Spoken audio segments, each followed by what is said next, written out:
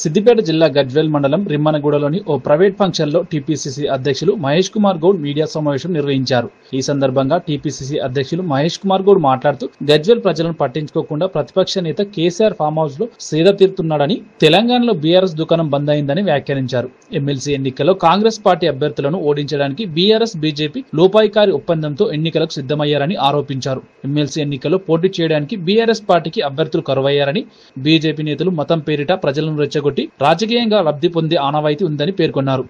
ఈ కార్యక్రమంలో మంత్రి జూపల్లి కృష్ణారావు, షబీర్ అలీ, గజ్వేల్ మాజీ ఎమ్మెల్యే నర్సారెడ్డి, గజ్వేల్ ప్రజ్ఞాపూర్ మున్సిపల్ మాజీ చైర్మన్ గాడిపల్లి భాస్కర్, రాష్ట్ర యూత్ కాంగ్రెస్ ఉపాధ్యక్షులు ఆంక్షారెడ్డి, కాంగ్రెస్ నాయకులు, పార్టీ శ్రేణులు, కార్యకర్తలు తదితరులు పాల్గొన్నారు.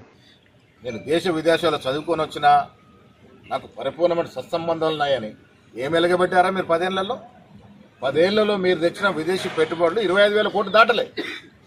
ఇలా రేవంత్ రెడ్డి గారు, శ్రీధర్ బాబు నేతృత్వంలో దావోస్కి వెళ్ళినటువంటి కాంగ్రెస్ ప్రభుత్వ బృందం పోయినసారి 40,000 కోట్లు తెస్తే ఈసారి 1,82,000 కోట్లు తీసుకువెళ్ళినాం. అంటే 2 లక్షల దాదాపు 30,000 కోట్ల రూపాయలు విదేశీ పెట్టుబడి తీసుకొచ్చినాం. కేటీఆర్ గారు ఎక్కడ ముఖం పెట్టుకుంటారు? ఇవాళ బీసీల గురించి ఇంత గొప్పగా చెప్పి 10 ఏళ్లు అణచాల్సే అవకాశం వచ్చిన ప్రతి చోట బీసీ నాయకత్వాన్ని అణచివేసినటువంటి బీఆర్ఎస్ పార్టీ ఇలా బీసీల గురించి, అరే దేశ చరిత్రలో స్వాతంత్రం వచ్చిన తర్వాత మొదటిసారి దేశ చరిత్రలో ఏ రాష్ట్రంలో జరగని విధంగా శాస్త్రీయబద్ధంగా పరిపూర్ణతతో బీసీ కులగణంతో పాటు అన్ని కులాల మీద సర్వే చేయడం జరిగింది. దాంట్లో ఈ రాష్ట్రంలో బీసీ మైనారిటీతో కలుపుకొని 56% బీసీలు ఉన్నారని ఒక అధికార పత్రం ఇవ్వడం జరిగింది. దేశ చరిత్రలో ఇది మొదటిసారి, ఎక్కడ జరగలే. బీహార్లో, కర్ణాటకలో జరిగిన రిపోర్టులు టేబుల్ మీద పెట్టలే, అఫీషియల్గా అసెంబ్లీలో పెట్టలే. ఇక్కడ మనం చేయగలిగినాం. బీసీ సంఘాలు రెచ్చగొడతా ఉన్నారు. అరే పోయినా మీరు సకల జనుల సమ్మె ఎస్కేఎస్ఎస్ ఏదైతే సర్వే చేసినారో అశాస్త్రీయంగా ఆగమేఘాలు ఒకరోజు చేసిండ్రు. మరి ఆ లెక్కలతో పోల్చుకున్నా వారు 51% చూపిస్తే మనం 56% బీసీలు రాష్ట్రంలో ఉన్నారనే సంఖ్య చూపించడం జరిగింది. ఇంత జరిగినాక మాత్ర యజ్ఞంలా జరిగిన ఈ కార్యక్రమాన్ని అందరూ కూడా స్వాగతించాల్సింది పోయి దాంట్లో కూడా రాజకీయ పబ్బం కడుపుకునే ప్రయత్నం బీఆర్ఎస్ నాయకులు చేస్తూ ఉన్నారు. నేను మీ ద్వారా అడుగుతున్నాను, ఈ సర్వేలో పాల్గొనని కేసీఆర్, కేటీఆర్, హరీష్ రావులు అసలు సర్వే గురించి మాట్లాడే హక్కు ఎక్కడ మీకు? బీసీని అనగదొక్కిన మీరు ఇలా బీసీల గురించి మాట్లాడితే ఏ బీసీ కూడా నమ్మే పరిస్థితి లేరు.